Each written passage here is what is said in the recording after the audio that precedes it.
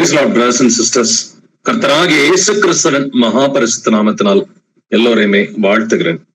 நாம் எல்லோருமே இயேசு கிறிஸ்துவை அறிந்த பிள்ளைகளா, அவருடைய நாமத்தினால் ஞானஸ்நானம் பெற்ற பிள்ளைகளா, ஒவ்வொரு நாளும் பக்தி விருத்தி அடைந்து கொண்டே வருகிறோம் இல்லைங்களா? அப்ப தொடர்ந்து பக்தி விருத்தி அடைவது, தொடர்ந்து கர்த்தரை அறிகிற அறிவிலே வளருவது, இது எப்படி நடக்கும்? நம்ம ஞானஸ்நானம் எடுத்த நாள் முதற்கொண்டு வாரங்கள் செல்ல செல்ல, ஒவ்வொரு மாதங்கள் ஓட ஓட, ஒவ்வொரு வருஷங்கள் ஓட ஓட கர்த்தரை அறிகிற அறிவிலே வளரணும், கனி கொடுக்கிற பிள்ளைகளா இருக்கணும். இது இயேசு கிறிஸ்து நம்மிடம் எதிர்பார்க்கும் ஒரு எதிர்பார்ப்பா இருக்கிறது. அப்ப நான் தொடர்ந்து எப்படி பக்தி விருத்தி அடைகிறது? சபையில அநேகர் இருக்கிறோம், நிறைய சபைகள் ஒரு சபையில 50 பேர் இருக்கலாம், இன்னொரு சபையில 25 பேர் இருக்கலாம். சோ தொடர்ந்து ஒவ்வொரு சபைகளும் எப்படி பக்தி விருத்தி அடைவது அப்படிங்கிறத நம்ம ஆராய்ந்து பார்க்கலாம். வாசிக்கலாம். எபேசியர் 4ஆம் அதிகாரம் 16ஆம் வசனம். எபேசியன்ஸ் 4:16. அவராலே சரீரம் முழுதும் அதற்கு உதவியாயிருக்கிற சகல கணுக்களினாலும் இசைவாய் கூட்டி இணைக்கப்பட்டு ஒவ்வொரு அவயவமும் தன் தன் அளவுக்கு தக்கதாய் கிரியை செய்கிறபடியே அது அன்பினாலே தனக்கு பக்தி விருத்தி உண்டாக்குகிறதற்கு ஏதுவாக சரீர வளர்ச்சியை உண்டாக்குகிறது. ஆமென். ஆமென். சரீர வளர்ச்சியை உண்டாக்குகிறது. எப்படி? தனக்கு பக்தி விருத்தி உண்டாக்குகிறதற்கு ஏதுவாக சரீர வளர்ச்சியை உண்டாக்குகிறது. அப்ப சரீரம் என்றால் என்ன? இயேசு கிறிஸ்துவின் சரீரம் என்பது அவருடைய சபையை குறிப்பதுதான் இயேசு கிறிஸ்துவின் சரீரமாக இருக்கிறது இல்லைங்களா? சோ அவருடைய சபைக்கு பெயர் சரீரம். சோ இயேசு கிறிஸ்து சரீரமாகிய சபைக்கு தலைவரா இருக்கிறார் என்று நமக்கு கொலோசியர் 1:18 எழுதியிருக்குது. அதே போல எபேசியர் 1:23 எபேசியர் 5:23 இயேசு கிறிஸ்துவே சபையாகிய சரீரத்திற்கு தலையாயிருக்கிறார் என்று எழுதியிருக்கிறது. அப்ப சபை என்பது இயேசு கிறிஸ்துவின் சரீரமாக இருக்கிறது இல்லைங்களா? அப்ப இந்த வசனத்துல நம்ம வாசித்த போது அவராலே சரீரம் முழுவதும் அப்படின்னு சொன்னாங்க. இந்த சரீரத்துல அவயவங்களா இருக்கிற ஒவ்வொரு சகோதரனும் ஒவ்வொரு சகோதரியும் அதற்கு உதவியாயிருக்கிற சகல கணுக்களினாலும் இசைவாய் கூட்டி இணைக்கப்பட்டு, சோ முதல்ல சரீரத்துல இருக்கிற எல்லா அவயவங்களும் இசைவாய் கூட்டி இணைக்கப்படணும். சோ அந்த இன்டர் ரிலேஷன் எல்லாமே கனெக்டடா இணைக்கப்படணும். இணைக்கப்பட்டு ஒவ்வொரு அவயவமும் தன் தன் அளவுக்கு தக்கதாய் கிரியை செய்கிறபடியே. அப்ப சபை என்பது ஒவ்வொரு அவயமும் கிரியை செய்கிறதா சபை. யாரோ ஒருத்தர் போதிக்கிறாரு, மீதி எல்லாரும் சும்மா கேட்கறது, இது சபை அல்ல என்பது நமக்கு நன்றாகவே கர்த்தர் கத்துக் கொடுத்திருக்கிறாரு. இப்ப சபை என்பது ஒவ்வொரு அவயமும் கிரியை செய்கிற ஒரு காரியமா இருக்கிறது. அப்ப சபையில ஒவ்வொரு அவயத்துக்கும், ஒவ்வொரு சகோதரனுக்கும், ஒவ்வொரு சகோதரிக்கும் கர்த்தர் ஒரு கடமையை கொடுத்திருக்கிறார். இவங்க எல்லாருமே பெர்ஃபெக்டா இருந்தாதான் சபையில ஒரு காரியம் கரெக்டாவே நடக்க முடியும். அது வாரக்கூடுகையா இருக்கலாம், இல்ல வேற ஒரு முக்கியமான கூட்டமா இருக்கலாம். சோ ஒவ்வொரு அவயமும் தன் தன் அளவுக்கு தக்கதாய் கிரியை செய்யும் பொழுது அது அன்பினாலே தனக்கு பக்தி விருத்தி உண்டாக்கும் என்று எழுதியிருக்கிறது. சோ பக்தி விருத்தி உண்டாகும். இந்த பக்தி விருத்தி எப்படி உண்டாகுமா? இது அன்பினாலே பக்தி விருத்தியை உண்டாக்கி சரீர வளர்ச்சியையும் உண்டாக்குகிறது என்று எழுதியிருக்கிறது. அப்ப முதல்ல கர்த்தருடைய சபையாகிய சரீரத்துல நாம அவயங்களா இருக்கிறோம். இன்னைக்கு நாம ஒவ்வொரு பட்டணத்திலையும் சபையா கூடிட்டு இருக்கிறோம் இல்லைங்களா? இப்ப பெங்களூர் சபை, சென்னை சபை, கோயம்புத்தூர் சபை, திருச்சி சபை, இப்படி நம்ம பல இடங்கள்ல நாங்க சபையா நம்ம கூடி வந்துகிட்டு இருக்கிறோம் இல்லைங்களா? இப்படி ஒவ்வொரு சபையில கர்த்தருக்கு அவயவங்கள், சகோதரர்கள் சகோதரிகள் அவருடைய சரீரமாகிய சபையில அவயவங்களா இருக்கிறாங்க. சோ இந்த ஒவ்வொரு சகோதரனும் ஒவ்வொரு சகோதரியும் தன்னுடைய கடமையை உணரும் பொழுது கர்த்தர் எனக்கு இந்த கிருபையை கொடுத்திருக்கிறாரு, சபைக்குள்ளார எனக்கு இந்த பொறுப்பை கொடுத்திருக்கிறாரு, என்னுடைய பொறுப்பு இந்த ஒரு காரியம் அப்படின்னு சொல்லி அவங்க அந்த பொறுப்பை உணர்ந்து அதை கர்த்தருடைய கிருபையோடு செய்யும் பொழுது அது சபைக்குள்ளார பக்தி விருத்தியை உண்டாக்கும். இது எதன் நிமித்தமா? அன்பன் நிமித்தமா பக்தி விருத்தியை உண்டாக்கும். அதே போல சரீர வளர்ச்சியை உண்டாக்கும். இந்த சரீர வளர்ச்சி என்பது சபையானது விசுவாசத்திலும் வளரும், சபையானது எண்ணிக்கையிலும் வளரும், சபையானது பக்தி விருத்தியிலும் வளரும். இப்ப நேத்து எக்ஸாம்பிள் எடுத்துக்கிட்டீங்கன்னா, நேத்து மதுரை மாவட்டத்துல பார்வை இல்லாத அநேக சகோதர சகோதரிகளுக்கு கர்த்தருடைய 2ஆம் வருகையின் சுவிசேஷம் அறிவிக்கப்பட்டது. பார்வை இல்லாதவர்கள் மாத்திரம் ஒரு 200 சகோதர சகோதரிகள் பார்வை இல்லாதவர்கள் வந்திருந்தாங்க. பட் அவங்களோட கூட வந்திருந்த வாலண்டியர்ஸ் இதெல்லாம் சேர்த்தா ஒரு 250 பேருக்கு மேல இருக்கும். சோ 250 சகோதர சகோதரிகள் அதுல வந்துட்டு அவங்களுக்கு பார்வை இல்லாதவங்களும் இருக்கிறாங்க. இவங்களை நம்ம எப்படி கவனிச்சுக்கிறது? அவங்கள போய் ஒரு பஸ் ஸ்டாப்ல இருந்து கூட்டிட்டு வரணும். ஒவ்வொருத்தரையா வந்துட்டு பக்கத்துல இருக்க ஒரு 100 மீட்டர் தள்ளி இருக்கிற பஸ் ஸ்டாப்ல இருந்து கூட்டிட்டு அதுக்கு ஒரு சில சகோதரர்கள் பொறுப்பு எடுத்துக்கிட்டாங்க. பஸ் ஸ்டாப்ல இருந்து அவங்கள கூட்டிட்டு வரதுக்கு. கூட்டிட்டு வந்து அவங்கள ஸ்லோவா மாடிப்படியில ஏத்தி அவங்கள போய் அவங்களோட சீட்ல உட்கார வச்சாங்க. அதுக்கு பிறகு ஒரு சில சகோதரர்கள் அவங்களுக்கு கொண்டு போய் தண்ணி பாட்டில் கொடுத்தாங்க, பிஸ்கட் கொடுத்தாங்க, டீ கொடுக்கறதுக்கு ஒரு சில சகோதரர்கள் வந்துட்டு பொறுப்பு எடுத்துக்கிட்டாங்க. அந்த டீயை ப்ரிப்பேர் பண்றதுக்கு வந்துட்டு நிறைய சகோதரர்கள் கிச்சன்ல மட்டுமே வந்துட்டு நம்முடைய சகோதரர்கள் அவங்களுடைய அந்த தாளந்த உணர்ந்து அவங்களுக்குன்னு கர்த்தர் கொடுத்திருக்கிற அந்த பொறுப்பு உணர்ந்து நம்முடைய சகோதரர்களே ஒரு 300 பேரு 350 பேருக்கு வந்துட்டு சமையல் பண்ணாங்க. இப்படி ஒவ்வொரு காரியத்திலையும் வந்துட்டு சகோதரர்கள் எல்லாருமே இந்த காரியத்தை எடுத்து பண்ணினாங்க. சோ இப்படி அதே போல வந்துட்டு ஸ்டேஜ்ல அவங்களுக்கு வசனம் அறிவித்ததுல ஒரு சில சகோதரர்கள் அந்த பொறுப்புகளை வந்துட்டு எடுத்துக்கிட்டாங்க. சோ இது வந்துட்டு ஒருவரால் நடந்த ஒரு காரியம் இல்ல. சோ நேத்து இந்த மதுரை இந்த கூடுகையில வந்துட்டு பார்வை இல்லாதவர்களுக்கு நடந்த அந்த ஒரு கூடுகையில வந்துட்டு பக்தி விருத்தி எல்லாருக்குமே உண்டாச்சு.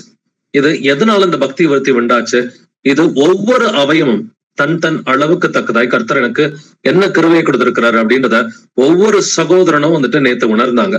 சோ கிட்டத்தட்ட நம்முடைய பிரதர்ஸ் மட்டுமே வாலண்டியர்ஸ் மாதிரி நான் உதவி பண்றேன்னு சொல்லி ஒரு 30 சகோதரர்கள் இந்த 200 பார்வை இல்லாதவங்களுக்கு வந்துட்டு உதவி செய்யறதுக்கு ஒரு 30 சகோதரர்கள் வெவ்வேறு பட்டணங்கள்ல இருந்து வந்திருந்தாங்க.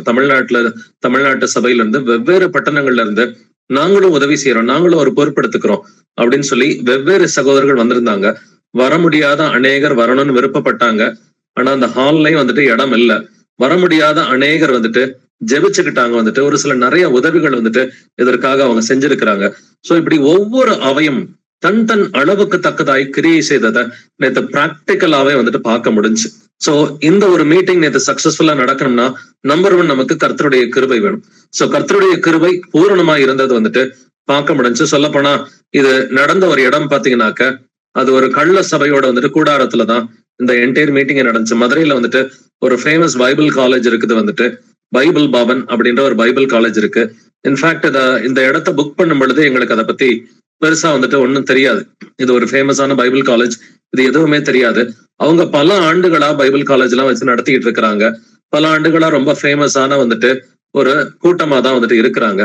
பட் நேத்து அவங்க கேட்ட கேள்வி, 200 பார்வை இல்லாத சகோதர சகோதரிகளை நீங்க எப்படி கூட்டினீங்க, இது எங்களுக்கு ஆச்சரியமா இருக்கு அப்படின்ற ஒரு கேள்வியை கேட்டாங்க. சோ இதுதான் கர்த்தருடைய பிள்ளைகளுக்கு வந்துட்டு கர்த்தர் கொடுக்கிற பெரிய கிருபை.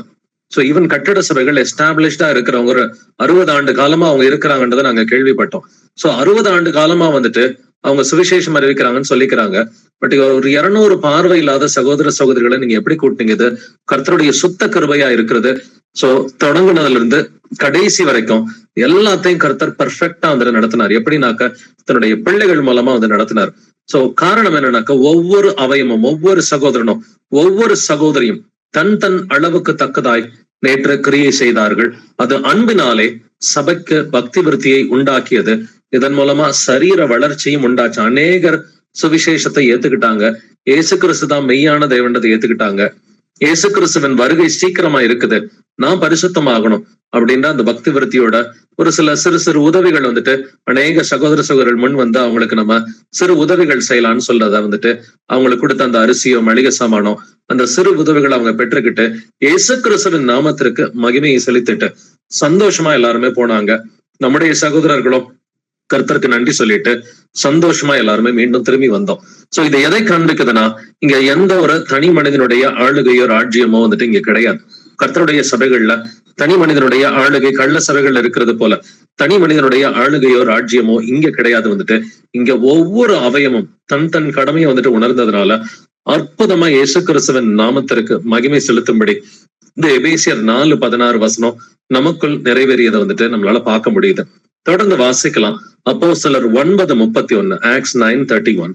அப்பொழுது யூதேயா கலிலேயா சமாரியா நாடுகளில் எங்கும் சபைகள் சமாதானம் பெற்று பக்தி விருத்தி அடைந்து கர்த்தருக்கு பயப்படுகிற பயத்தோடும் பரிசுத்த ஆவியின் ஆறுதலோடும் நடந்து பெருகின. ஆமேன். அடிப்படையில கர்த்தர் நம்மிடம் எதிர்பார்ப்பது என்னது? கர்த்தருக்கு பயப்படுகிற பயத்தோடும் பரிசுத்த ஆவியின் ஆறுதலோடும் சபைகள் நடந்து பெருக வேண்டும், இல்லைங்களா? பட் இந்த வசனம் சொல்லுது, யூதேயா கலிலேயா சமாரியா நாடுகளில் எங்கும் சபைகள் சமாதானம் பெற்று பக்தி விருத்தி அடைந்து அப்படின்றத பாக்குறோம். சோ இந்த பக்தி விருத்தி எடிபிகேஷன், இந்த எடிபிகேஷன் வந்துட்டு நமக்கு வேணும்ன்றத கர்த்தர் வந்துட்டு விரும்புறார். அந்த எடிபிகேஷன் மட்டுமல்ல, தொடர்ந்து கர்த்தருக்கு பயப்படுகிற பயத்தோடும் பரிசுத்த ஆவியின் ஆறுதலோடும் நாம் நடக்கணும், நாம் வளர வேண்டும், பெருக வேண்டும் என்று வேதம் சொல்கிறது. சோ சபையை இதனாலதான் வந்துட்டு சரீரம் என்று கர்த்தர் சொல்றார். நம்ம ஏற்கனவே வாசிச்ச எபேசியர் 4:16 சரீர வளர்ச்சியை உண்டாக்குகிறது. சோ பக்தி விருத்தி அடையும் பொழுது என்ன நடக்குமா? சரீர வளர்ச்சியும் உண்டாகுது அப்படின்றத இதுக்கு முந்தின வசனத்துல வாசிச்சோம். இப்ப வாசித்த அப்போஸ்தலர் 9:31 இங்க பக்தி விருத்தி அடைந்தன சபைகள், பக்தி விருத்தி அடைந்தன. கர்த்தருக்கு பயப்படுகிற பயத்துல வந்துட்டு சபைகள் நடந்தன. அதே போல பரிசுத்தாவின் ஆறுதல் இருந்துச்சு, அதுல வந்துட்டு சபைகள் நடந்தாங்க. அதே போல இது வளர்ந்து பெருகின என்றும் வசனம் சொல்கிறது. சோ இந்த 2 வசனத்திலையும் பாத்தீங்கன்னாக்க சரீர வளர்ச்சி என்கிற வார்த்தை இருக்குது. இல்ல சபைகள் இதுல நடந்து பெருகின. அந்த பெருக்கம் சபைக்கான விசுவாசத்தின் வளர்ச்சி, எண்ணிக்கையின் வளர்ச்சியை வந்துட்டு பாக்குறோம். இதுக்கு அடிப்படையில என்ன தேவை? பக்தி விருத்தி தேவை. இந்த பக்தி விருத்திக்கு அடிப்படை வந்துட்டு என்னது? ஒவ்வொரு அவயமும் தன் தன் கடமையை வந்துட்டு உணரணும். அப்படின்னா கேட்கிற ஒவ்வொருவருக்கும், நீங்க இருக்கிற உங்களுடைய பட்டணத்துல, உங்களுடைய சபையில, நீங்க திருவண்ணாமலை சபையா இருக்கலாம், இல்ல வந்துட்டு நாகர்கோயில் சபையா இருக்கலாம், இல்ல தூத்துக்குடி திருநெல்வேலி சபையா இருக்கலாம், இல்ல காரைக்குடி, புதுக்கோட்டை, திண்டுக்கல், மதுரை, இப்படி எந்த சபையை சார்ந்தவராக நீங்கள் இருந்தாலும் உங்களுக்குன்னு சொல்லி ஒரு கடமை இருக்குதுங்க. உங்களுடைய சபையில, உங்க பட்டணத்துல, உங்களுடைய ஊர்ல கர்த்தர் உங்களுக்குன்னு சொல்லி ஒரு கடமையை கொடுத்திருக்கிறார். சில நேரம் நேத்து செஞ்சது போல, இந்த மதுரை மாவட்டத்துல நடந்தது போல நம்ம எல்லாருமே சேர்ந்து ஒரு கடமையை எடுத்து நம்ம செய்யலாம். சில நேரங்கள்ல அந்தந்த பட்டணத்துல தனித்தனியா ஒரு 3 பேரு, 5 பேரு, 10 பேரு, 20 பேரு, 50 பேருன்னு பொறுப்பெடுத்துக்கிட்டு கர்த்தருக்காக அந்த சுவிசேஷ ஊழியத்தை வந்துட்டு செய்யலாம். சோ ஏதாவது ஒரு விதத்துல வந்துட்டு கர்த்தருடைய காரியங்கள்ல நம்முடைய அந்த கடமையை நம்ம உணர்ந்தவர்களா இருக்கும் பொழுது சபையில என்ன நடக்கும்? நம்பர் 1 பக்தி விருத்தி நடக்கும். 2வது இதன் மூலமா வந்துட்டு பரிசுத்த ஆவியின் ஆறுதல் கிடைக்கும். கர்த்தருக்கு பயப்படுகிற பயம் எல்லாருடைய இருதயத்திலும் அதிகமாக பெருகும். கடைசியா சபையானது சரீர வளர்ச்சி, அதாவது விசுவாசத்துல வளருவதும் எண்ணிக்கையில் வளருவதும் இது அதிகமாக அடைந்த சபைகள் ஆறுதல் அடையும். கர்த்தருடைய வருகைக்கு நாம் எல்லோருமே ஆயத்தமாகி பரிசுத்தமாய் இருக்க முடியும் என்று வேதம் சொல்கிறது. சோ இதுக்கு அடிப்படை ஆணிவேறு பக்தி விருத்தி உண்டாகணும். இந்த பக்தி விருத்திக்கு ஒவ்வொரு சகோதரனும் ஒவ்வொரு சகோதரியும், சோ நீங்க சரீரத்துல பாத்தீங்கன்னா, நம்முடைய சரீரத்துல கண்ணுல ஒரு பிரச்சனை வந்தா அந்த சரீரமே ஸ்தம்பிச்சு போகும். காதுலையோ பல்லுலையோ ஒரு வலி வந்துச்சுன்னு சொன்னாக்க சரீரமே வந்துட்டு ஸ்தம்பிச்சு போகும். ஆனா சரீரத்துல இருக்கிற எல்லா அவயங்களும் சீரா நடந்துச்சுன்னு சொன்னாக்கா அப்பதான் சரீரம் வந்துட்டு பெர்ஃபெக்டா வந்துட்டு ஃபங்க்ஷன் ஆகும். சிமிலர்லி நமக்கு சபைகள்லயும் அப்படிதான். ஒவ்வொரு சகோதரனும் ஒவ்வொரு சகோதரியும் கர்த்தருக்குள்ள தன்னுடைய ஆவிக்குரிய கடமை என்னது அப்படின்றத நாம் உணரும் பொழுது நம்முடைய சொந்த வாழ்க்கையில இருக்கிற கட்டுக்கள், உபத்திரங்கள், பிரச்சனைகள் இவை எல்லாவற்றிலிருந்தும் நாம விடுபட்டு நாம ஒன்னா சேர்ந்து கர்த்தருக்காக ஒரு காரியத்தை செய்யும் பொழுது கர்த்தர் அதை வாய்க்க செய்கிறார். அங்க சபைகளுக்கு ஒவ்வொரு ஆத்மாவுக்கும் பக்தி விருத்தி உண்டாகுது. ஏன்னா நேத்து திரும்பி வந்தப்ப எல்லாருமே சந்தோஷமா வந்தோம். நேத்து அங்க வாலண்டியர்ஸ் பிரதர்ஸ் நிறைய பேர் நாங்க போயிருந்தோம். அதுல கிட்டத்தட்ட ஒரு 30-40 சகோதரர்கள் அவ்வளவு கஷ்டப்பட்டு எல்லாருமே வேலை பார்த்தாங்க. ஒவ்வொருத்தரும் தன்னுடைய கடமையை உணர்ந்து வந்துட்டு மாடிப்படி ஏறினதே ஒரு 50 தடவை நிறைய பேர் வந்துட்டு ஏறி இருப்பாங்க. கிச்சன்ல சமைச்சவங்க எல்லாம் வந்துட்டு ஒரு 300-350 பேருக்கு சமைக்கும் பொழுது அவ்வளவு வேலைப்பாடு வந்துட்டு நம்முடைய சகோதரர்களுக்கு இருந்துச்சு. இருந்தாலும் இந்த ஏழை சகோதர சகோதரர்களுக்கு சுவிசேஷம் அறிவிக்கப்பட்டது. நம்மளால கர்த்தருக்கு ஒரு காரியத்தை செய்ய முடிஞ்சுன்னு சொல்லி அவ்வளவு ஒரு சோறு வந்துட்டு ஒரு சைடு இருந்தாலும் எல்லாருக்குமே மிகுந்த சந்தோஷம் இருந்தது. பரிசுத்த ஆவிக்குள் மிகுந்த சந்தோஷம் இருந்தது. எல்லாருமே பக்தி விருத்தியோட வந்துட்டு சமாதானத்தோட சந்தோஷத்தோட வந்துட்டு கர்த்தருக்கு நன்றி சொல்லிவிட்டு திரும்பி வந்தோம். சோ இதற்கு அடிப்படை என்னுடைய கடமை என்னது அப்படிங்கிறத நாம் ஒவ்வொருவரும் உணர வேண்டும். தொடர்ந்து வாசிக்கலாம். 1 கொரிந்தியர் 14:12. 1 Corinthians 14:12. நீங்களும் ஆவிக்குரிய வரங்களை நாடியவர்கள் ஆனபடியால் சபைக்கு பக்தி விருத்தி உண்டாக்கத்தக்கதாக அவைகளில் தேரும்படி நாடுங்கள். ஆமென். சபைகளில் பக்தி விருத்தி உண்டாக்கத்தக்கதாக என்கிற வார்த்தை இருக்குது. இப்ப சபையில பக்தி விருத்தி உண்டாகணும்னா நமக்கு என்ன வேணும்? ஆவிக்குரிய வரங்களை நாடுகிறவர்கள் ஆனபடியினால் அவைகளில் தேரும்படி நாடுங்கள். அப்ப ஆவிக்குரிய வரங்கள் இருக்கும் பொழுது உங்களுக்கு என்ன கிடைக்குதா? சபையில பக்தி விருத்தி உண்டாகும். இந்த ஆவிக்குரிய வரங்கள் என்னதுங்க? ஏன்னா இது 1 கொரிந்தியர் 14 வந்துட்டு இருக்குது இல்லைங்களா? நீங்க 1 கொரிந்தியர் 12 வாசிக்கும் பொழுது அதுல ஆவிக்குரிய 9 வரங்களை பத்தி வாசிக்கிறோம். ஞானத்தை போதிக்கும் வசனம், அடுத்து வந்துட்டு அறிவை உணர்த்தும் வசனம். இது போதிக்கிற வரத்தை பத்தி கர்த்தர் பேசுகிறார். சோ சபையில ஒரு அடிப்படையான ஒரு வரம் எதுன்னு சொன்னாக்க அந்த முதல் 2 வரங்கள், ஞானத்தை போதிக்கும் வசனம், அறிவை உணர்த்தும் வசனம், அடுத்து விசுவாசம். இது எல்லாருக்கிட்டமே இருக்கிற ஒரு வரம். சோ கர்த்தர் சபையில எல்லாருக்கும் கொடுக்கிற ஒரு வரம் எதுன்னு பாத்தீங்கன்னா, எனக்கு வரம் இல்லைன்னு சொல்லி யாருமே சொல்லிட முடியாது. ஏன்னா விசுவாசம் என்கிற இந்த ஒரு வரம் வந்துட்டு நம்ம எல்லாருக்குமே கர்த்தர் கொடுக்கிற ஒரு வரமா இருக்கிறது. சோ இப்ப முதலாவது ஞானத்தை போதிக்கும் வசனம், அறிவை உணர்த்தும் வசனம், விசுவாசம், அடுத்து சுகமளிக்கும் வரம் இருக்குது, அற்புதங்களை செய்யக்கூடிய வரம் இருக்குது, தீர்க்க தரிசன வரம் இருக்குது, ஆவிகளை பகுத்தறியக்கூடிய ஒரு வரம் இருக்கிறது, அந்நிய பாஷை வரம், அந்நிய பாஷைய வியாக்கியானம் செய்கிற வரம். சோ இந்த 9 வரங்கள்ல உங்களுக்கு கர்த்தர் ஏதாவது 1, 2, 3, 4 ஏதாவது ஒரு சில வரங்களை நிச்சயமாவே கொடுத்திருப்பார். அதுல அடிப்படையா எல்லாருக்குமே விசுவாசம் என்கிற ஒரு வரம் இருக்குது. அப்ப இந்த வரங்கள்ல வந்துட்டு நாம் தேரும்படி நாடும் பொழுது என்ன நடக்கிறது? சோ இந்த வரம் இருக்குதுன்றதை நம்ம ஃபர்ஸ்ட் உணர்றோம். உணர்ந்துட்டு அதுல நம்ம அதிகமா தேரணும்னு சொல்லி வசனம் சொல்கிறது. சோ இதுல தேரும் பொழுது என்ன நடக்குது? சபைக்கு பக்தி விருத்தி உண்டாக்குகிறது. அப்ப கர்த்தர் எனக்கு என்ன வரத்தை கொடுத்திருக்கிறாரு, சபையில என்னுடைய கடமை என்னது அப்படின்றத நான் உணரும் பொழுது, அந்த வரத்தை நான் பயன்படுத்தும் பொழுது, அந்த வரத்தில் நான் தேறுகிற பொழுது சபையிலே பக்தி விருத்தி உண்டாகும். சபையிலே பக்தி விருத்தி உண்டாகும் பொழுது கர்த்தருக்கு பயப்படுகிற பயம் உண்டாகும், பரிசுத்த ஆவியின் ஆறுதல் கிடைக்கும். சோ இந்த கர்த்தருக்கு பயப்படுகிற பயத்துல நாம் கீழ்ப்படியும் பொழுது சரீர வளர்ச்சி, விசுவாச வளர்ச்சியும் சபையில வந்துட்டு சகோதர சகோதரிகளின் எண்ணிக்கையிலே வந்துட்டு வளர்ச்சி வந்துட்டு இருக்கும். சோ சில நேரம் சபைகள் வந்துட்டு ஸ்டாக்னண்டா இருக்குதுன்னு சொன்னா என்ன அர்த்தம்? சோ ஒரு சபையில வந்துட்டு அந்த எண்ணிக்கை ஒரே எண்ணிக்கையா இருக்குது, இல்ல சில நேரம் குறையுது அப்படின்னா அங்க ஆவிக்குரிய வரங்களை பயன்படுத்துறவங்க அதிகமா இல்லைன்னு சொல்லி அர்த்தம். நான் திரும்பவும் சொல்றேன், ஒரு சில சபைகள்ல வந்துட்டு எண்ணிக்கை வந்துட்டு ஒரு சில ஆண்டுகளா ஒரே மாதிரி எண்ணிக்கையும் இருக்குது, ஒரே மாதிரி விசுவாச அளவும் ஒரே மாதிரி இருக்குது, அது இன்க்ரீஸ் ஆகலைனாக்க ஆவிக்குரிய வரங்களை நம்ம அதிகமா பயன்படுத்தல அப்படின்னு சொல்லி அர்த்தம். ஏன்னா ஆவிக்குரிய வரங்களை பயன்படுத்தும் பொழுது சபையில பக்தி விருத்தி உண்டாகும். சோ ஆவிக்குரிய கனி இருந்தாக்க நீங்க பரலோக ராஜ்யத்துக்கு போகலாம். ஆனா பக்தி விருத்தி அடையணும்னு சொன்னாக்க ஆவிக்குரிய வரங்களை நாம் பயன்படுத்துகிறவர்களா இருக்கணும். நிச்சயமா உங்களுக்குன்னு சொல்லி ஒரு 2 வரத்தையோ 3 வரத்தையோ 4 வரத்தையோ கர்த்தர் நிச்சயமா வந்துட்டு கொடுத்திருப்பார். அது என்ன வரம்ன்றத நீங்க வந்து நிதானிச்சு பார்க்கணும். நீங்க நிதானிச்சு பார்த்து அந்த வரங்களில் வந்துட்டு நாம் தேரும்படி நாட வேண்டும் என்று வேதம் சொல்கிறது. தொடர்ந்து வாசிக்கலாம். ரோமர் 12:5, ரோமன்ஸ் 12:5. அநேகராகிய நாமும் கிறிஸ்துவுக்குள் ஒரே சரீரமாயிருக்க ஒருவருக்கொருவர் அவயவங்களாய் இருக்கிறோம். ஆமென். அநேகராகிய நாமும் கிறிஸ்துவுக்குள் ஒரே சரீரமாயிருக்க ஒருவருக்கொருவர் அவயவங்களாய் இருக்கிறோம். அப்ப கிறிஸ்துவுக்குள்ள நம்ம எப்படி இருக்கிறோம்? ஒரே சரீரமா இருக்கிறோம். நாம் ஒரே சரீரத்துல கூட்டி கட்டப்பட்டவர்களாய் இருக்கிறோம். அதனால ஒருவருக்கொருவர் அவயவங்களாய் இருக்கிறோம். ஒரு சகோதரனும் சோர்ந்து போகும் பொழுது அந்த ரெஸ்பான்சிபிலிட்டிய இன்னொரு சகோதரன் வந்துட்டு எடுத்துக்கிறார். நேற்று அந்த சகோதரர்கள் வந்துட்டு சொன்னாங்க, பிரதர் நான் இது ஒரு அற்புதமான ஒரு காரியத்தை வந்துட்டு பார்த்தேன். நம்முடைய சகோதரர்கள் வந்துட்டு ஒரு 8 பேர் வந்துட்டு சமையல் பண்ணிக்கிட்டு இருந்தாங்க. ரொம்ப வந்துட்டு ஒரு வேலை பளு இருக்கிற ஒரு காரியம்தான். ஆனா ஒரு சகோதரன் சோர்ந்தப்ப ஆட்டோமேட்டிக்கா இன்னொரு சகோதரன் போய் கரண்டியை பிடிக்கிறார். இன்னொரு சகோதரன் சோர்ந்து போகும் பொழுது யாருமே சொல்ல தேவையில்ல, ஆட்டோமேட்டிக்கா இப்ப இன்னொரு சகோதரன் வந்துட்டு கரண்டியை பிடிக்கிறாரு. இந்த மாதிரி நான் என்னுடைய பழைய சபையில எல்லாம் வந்துட்டு அதிகமா பார்த்தது இல்லைன்னார். ஏன்னாக்கா நாம் ஒருவருக்கு ஒருவர் அவயவங்களா இருக்கிறோம். சோ ஒரு சகோதரனால முடியலையா, நான் அந்த பொறுப்பெடுத்துக்கிறேன், அந்த அவயத்துக்கு பதிலா நான் வந்துட்டு கொஞ்ச நேரம் ஹோல்டு பண்றேன் அப்படின்னு சொல்லி ஒருவரை ஒருவர் நம்ம ஜெபத்துல தாங்குறது மட்டும் இல்ல, வந்துட்டு ஈவன் பிசிக்கலாவும் தாங்குகிற பிள்ளைகளாய் நம்ம இருக்கிறோம் இல்லைங்களா? சோ இதுதான் கர்த்தர் நமக்கு கத்து கொடுத்தது. சோ இந்த சகோதரனுக்கு சோர்வு இருக்குதா, நான் பாத்துக்கிறேன். இல்ல இந்த சகோதரனுக்கு ஒரு பலவீனம் வந்துட்டு இருக்குதா, நான் அவருக்கா ஜெபிக்கிறேன். இவருக்கு ஒரு குறை இருக்குதா, அந்த குறையை வந்துட்டு நான் தீர்க்கிறேன் அப்படின்னு சொல்லி கிறிஸ்துவின் சபைகள்ல வந்துட்டு ஒருவருக்கு ஒருவர் நாம் அவயவங்களா இருக்கிறோம்.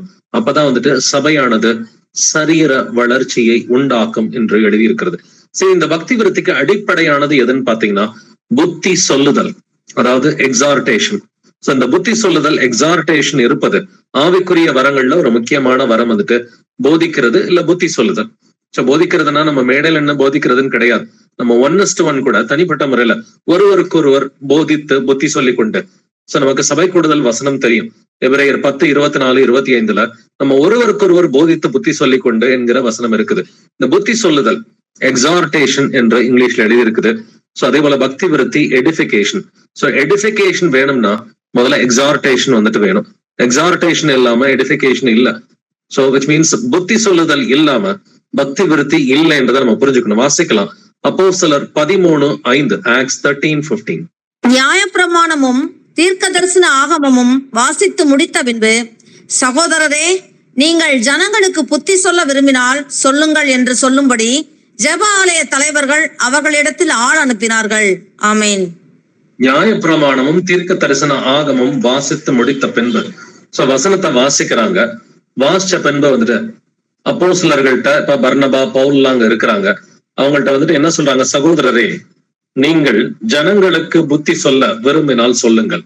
சோ இங்க புத்தி சொல்ல அப்படின்றத இங்கிலீஷ் பைபிள்ல படிச்சு பாத்தீங்கன்னா வேர்ட் ஆஃப் எக்ஸார்டேஷன் அப்படின்னு சொல்லி எழுதியிருக்குது. அப்ப ஜனங்களுக்கு வசனத்தை கொண்டு புத்தி சொல்லும் பொழுது, அதாவது வேத வாக்கியங்களை நாம் விளக்கி சொல்லும் பொழுது என்ன நடக்குது? அங்கே பக்தி விருத்தி உண்டாகுது அப்படின்னு வேதம் சொல்லுது. சோ இந்த புத்தி சொல்லுதலுக்கும் பக்தி விருத்திக்கும் என்ன சம்பந்தம் அப்படின்றத நம்ம கொஞ்சம் ஆராய்ந்து பார்க்கலாம். அப்போஸ்தலர் 15ஆம் அதிகாரம் வசனங்கள் 32 முதல் 33 வரை வாசிக்கலாம். Acts chapter 15 verses 32 to 33. யூதா சீலா என்பவர்களும் தீர்க்கதரிசிகளாய் இருந்தபடியினாலே அநேக வார்த்தைகளினால் சகோதரருக்கு புத்தி சொல்லி அவர்களை திடப்படுத்தி சில காலம் அங்கே இருந்து பின்பு சகோதரரால் சமாதானத்தோட அப்போஸ்தலரிடத்திற்கு அனுப்பிவிடப்பட்டார்கள். ஆமீன். ஆமென். யூதா சீலா என்பவர்களும் தீர்க்கதரிசிகளாய் இருந்தபடியினாலே இவங்க என்ன வந்துட்டு பண்றாங்க? அநேக வார்த்தைகளினால் சகோதரருக்கு புத்தி சொல்லி அவர்களை திடப்படுத்தினார்கள் அப்படிங்கறத வந்துட்டு பாக்குறோம் இல்லைங்களா? அநேக வார்த்தைகளினால் சகோதரருக்கு புத்தி சொல்லும் பொழுது என்ன நடக்குது? சகோதரர்கள் சபையானது திடப்படுது அப்படின்னு சொல்லி வேதம் சொல்லுது. இங்கிலீஷ்ல வாசிக்கும் பொழுது exhorted the brethren with many words and confirmed them. So திடப்படுத்தினார்கள், கன்ஃபார்ம் பண்றாங்க. எதனால வந்துட்டு? எக்ஸார்டேஷன் மூலமா, புத்தி சொல்லுதல் மூலமா தான் வந்துட்டு சபையானது விசுவாசத்தில் திடப்படுகிறது, சபையானது விசுவாசத்தில் வளருகிறது. சோ இந்த புத்தி சொல்லுதல்ன்றது நம்ம எல்லாருக்குமே கர்த்தர் இந்த கிருபையை வந்துட்டு கொடுத்திருக்கிறார். இது யாரோ ஒருத்தர் 2 பேர் புத்தி சொல்ற காரியம் கிடையாது. ஏன்னா ஒருவருக்கு ஒரு புத்தி சொல்லி அப்படின்ற வார்த்தை இருக்கு. நம்ம தனிப்பட்ட முறையில 1:1 பேசும் பொழுது ஒருவருக்கொருவர் நாம் புத்தி சொல்ல முடியும். சோ அநேக சகோதரர்கள் நேற்று மீட்டிங்க்கு கார்ல வரும் பொழுது கூட வசனத்தின் சம்பந்தமா நிறைய பேசிக்கிட்டே வந்தாங்க.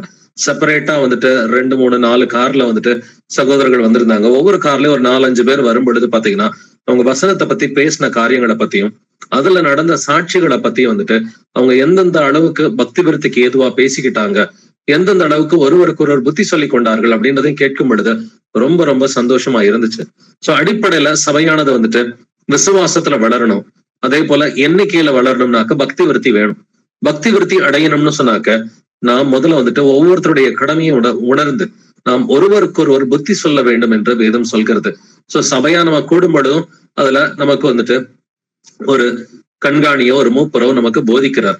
அதே போல தனிப்பட்ட முறையில நம்ம பேசிக்கும் பொழுதும் ஒருவருக்கு ஒருவர் பக்தி விருத்தி உண்டாகும் அளவுக்கு நாம் புத்தி சொல்ல வேண்டும் என்று வேதம் சொல்கிறது.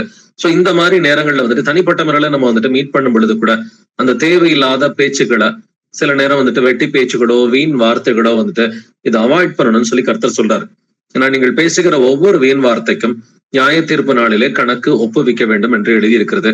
சோ கர்த்தருக்கு பிடிக்காத வார்த்தைகள், வம்பு வார்த்தைகள், புத்தியீனமான பேச்சு, பரியாசம், வீண் வார்த்தைகள் வந்துட்டு இது எல்லாத்தையும் அவாய்ட் பண்ணிட்டு நம்ம பக்தி விருத்திக்கு ஏதுவாக பேசும் பொழுது சபையானது வந்துட்டு இது பக்தி விருத்தி அடையுது, சரீர வளர்ச்சியை உண்டாக்குகிறது என்று வேதம் சொல்கிறது.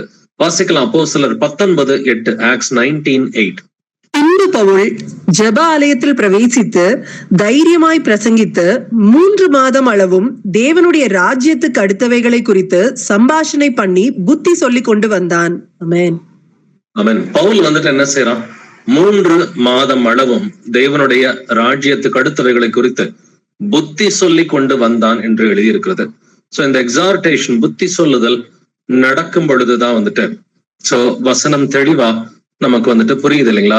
ஒருவர் வந்துட்டு வசனத்தை நமக்கு விளக்கி சொல்லும் பொழுது, புத்தி சொல்லும் பொழுது வந்துட்டு பாத்தீங்கன்னாக்க சபையானது பக்தி விருத்தி அடைகிறது, பரிசுத்த ஆவியின் ஆறுதலோடு நம்மளால் நடக்க முடியுது, சரீர வளர்ச்சியை உண்டாக்குகிறது.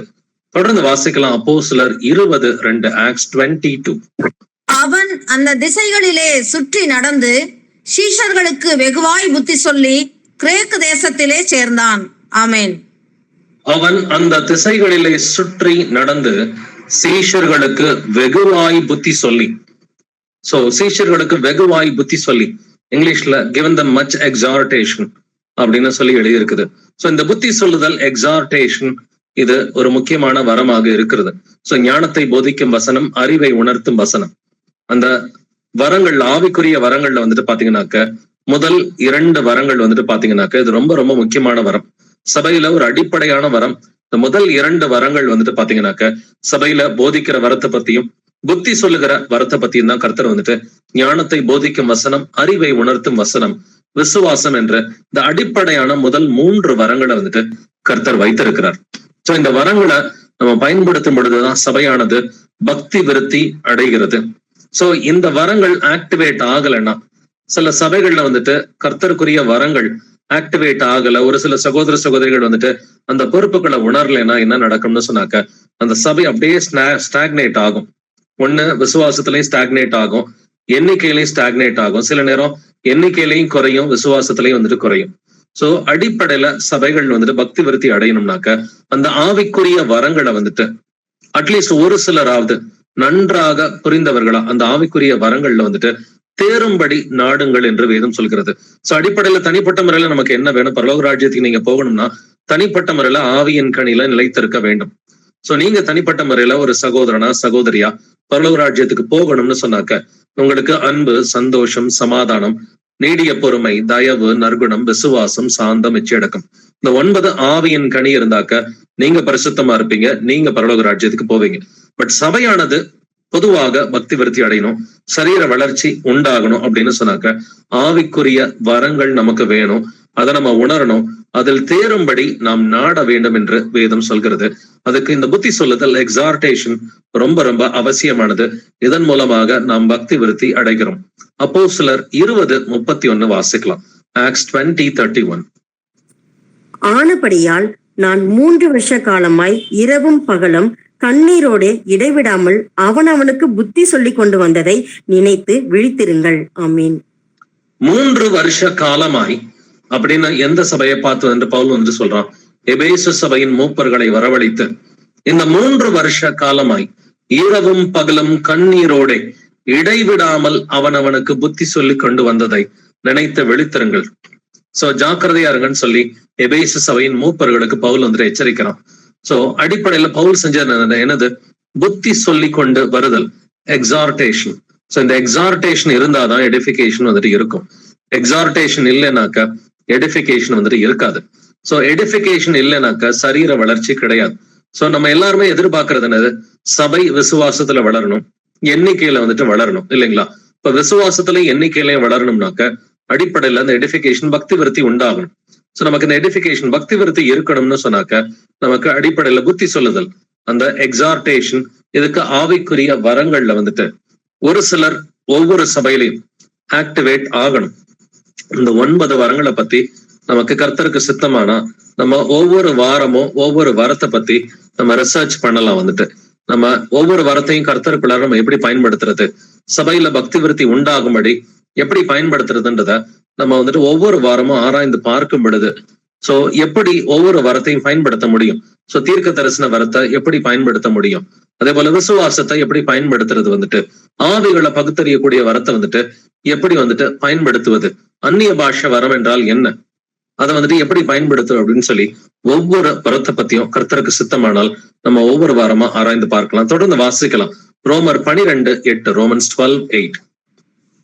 புத்தி சொல்கிறவன் புத்தி சொல்கிறதிலும் தரித்திருக்க கடவன், பகிர்ந்து கொடுக்கிறவன் வஞ்சனை இல்லாமல் கொடுக்க கடவன், முதலாளியானவன் ஜாக்கிரதையா இருக்க கடவன், இரக்கம் செய்கிறவன் உற்சாகத்துடனே செய்ய கடவன். புத்தி சொல்லுகிறவன் புத்தி சொல்லுகிறதிலும் தரித்திருக்க கடவன். He who exhorts, so let him exhort அப்படின்னு சொல்லி வேதம் சொல்லுது. அப்ப புத்தி சொல்லுதல் இருந்தா மட்டும்தான் சபையானது பக்தி விருத்தி அடையும். சபையானது பக்தி விருத்தி அடைஞ்சாதான் அது விசுவாசத்திலையும் எண்ணிக்கையிலையும் வந்துட்டு வளர முடியும். அப்ப புத்தி சொல்லுதல், இந்த எக்ஸார்டேஷன் வந்துட்டு இது எடிஃபிகேஷனுக்கு அடிப்படையா இருக்குது. வாசிக்கலாம் 1 தீமோத்தேயு 4:13. 1 தீமோத்தேயு 4:13. நான் வருமளவும் வாசிக்கிறதிலும் புத்தி சொல்லுகிறதிலும் உபதேசிக்கிறதிலும் ஜாக்கிரதையா இரு. ஆமென். தீமோத்தேயுக்கு பவுல் சொல்ற புத்தி என்னது? நான் வருமளவும் வாசிக்கிறதிலும் வசனத்தை வாசிக்கிறதிலும் புத்தி சொல்லுகிறதிலும் மற்றவங்களுக்கு புத்தி சொல்லுகிறதிலும் உபதேசிக்கிறதுலையும் போதிக்கிறதுலையும் ஜாக்கிரதையாயிரு. சோ இந்த புத்தி சொல்லுதல் வந்துட்டு இது மேடை பேச்சு மட்டும் அல்ல பிரதர்ஸ் அண்ட் சிஸ்டர்ஸ்.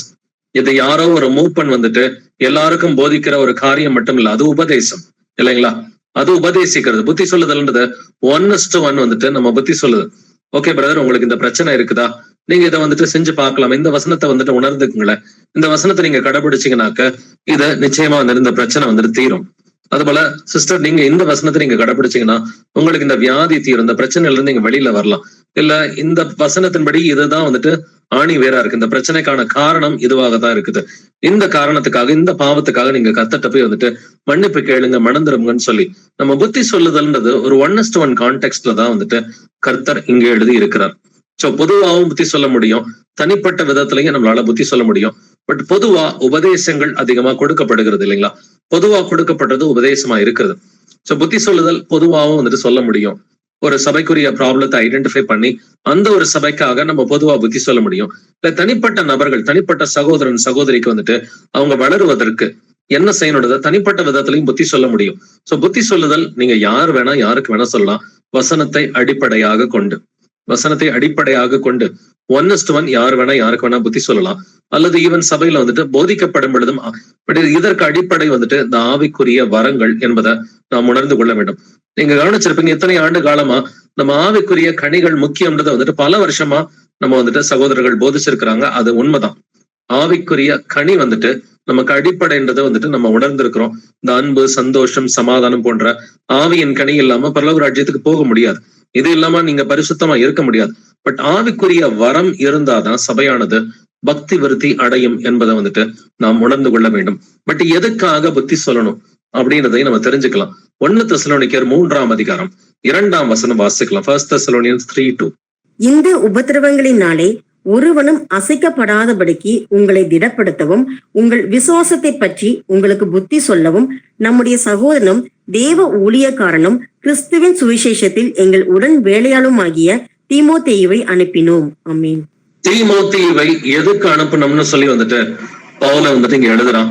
உங்கள் உபத்திரவங்களினாலே ஒருவனும் அசைக்கப்படாதபடிக்கு உங்களை திடப்படுத்தவும்.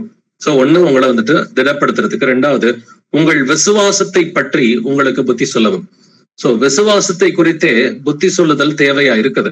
விசுவாசத்தை திடப்படுத்துவதற்கு, விசுவாசத்துல பலப்படுவதற்கு வந்துட்டு புத்தி சொல்லுதல், எக்ஸார்டேஷன் ரொம்ப ரொம்ப அவசியமாக இருக்கிறது. சோ சபையானது, சபையில இருக்கிற சகோதர சகோதரிகள் விசுவாசத்துல வளரணும்னு சொன்னாக்க இந்த புத்தி சொல்லுதல் ஒரு அடிப்படையான காரியமாக இருக்கிறது. இந்த ஆவிக்குரிய வரத்தை வந்துட்டு நல்லா பயன்படுத்தணும்னு சொன்னாக்க சபையானது விசுவாசத்துல வந்துட்டு வளரும். விசுவாசத்துல வளரும் பொழுது எண்ணிக்கையிலையும் வளர்ந்து கனி கொடுக்கிற பிள்ளைகளா நம்ம மாற முடியும். 1 தெசலோனிக்கர் 4ஆம் அதிகாரம் 1 வசனம் வாசிக்கலாம். 1 Thessalonians 4:1. அன்றியும் சகோதரரே, நீங்கள் இன்னின பிரகாரமாய் நடக்கவும் தேவனுக்கு பிரியமாய் இருக்கவும் வேண்டும் என்று நீங்கள் எங்களால் கேட்டு ஏற்றுக்கொண்டபடியே அதிகமாய் தேரும்படிக்கு கர்த்தராகிய இயேசுவுக்குள் உங்களை வேண்டிக் கொண்டு புத்தி சொல்லுகிறோம். ஆமென். எதுக்காக புத்தி சொல்லுகிறோம் என்று பவுல் சொல்லுகிறான்?